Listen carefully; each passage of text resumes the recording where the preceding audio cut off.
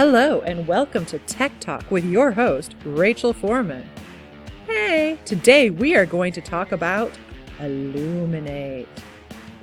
Before we begin, you need to make sure that you know your login information. If you do not know your username or password, then you need to contact Kaylee Fuller at extension 6564. Otherwise, let's begin. Step 2. Finding Illuminate. First, you are going to open up a browser and go to the Harper Creek High School website. That is hs.harpercreek.net. Once you're at Harper Creek High School's website, you then have these wonderful horizontal menu tabs. We're going to go to Staff. Once you're there, you can go down to Illuminate. Please click Illuminate. Once you're there, then you will see a screen very much like this. Enter your username and your password. When you're done, click Sign In. This is your DNA Illuminate tiles.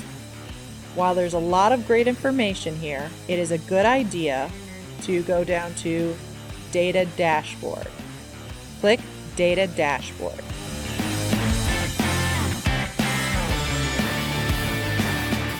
What we want to focus on are the widgets.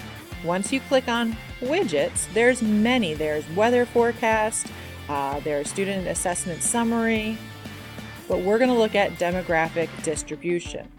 Click on it, and it will open the widget for demographic distribution. Now, some of you might have a lot of widgets open. Illuminate only allows you to have 6. If that happens, you just go up to one of your widgets, you push the X and close it out, and it says remove. You say you want it to remove.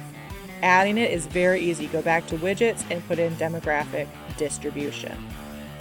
The default demographic is race and ethnicity groups, but you also have English language learners, socioeconomically disadvantaged, grade level, and gender.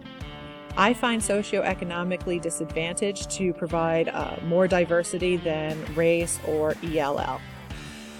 Whatever one you're choosing, if you'd like to see it, you hover over the bar and then you can click Show Student. Once you click Show Students, you're going to get a list like this.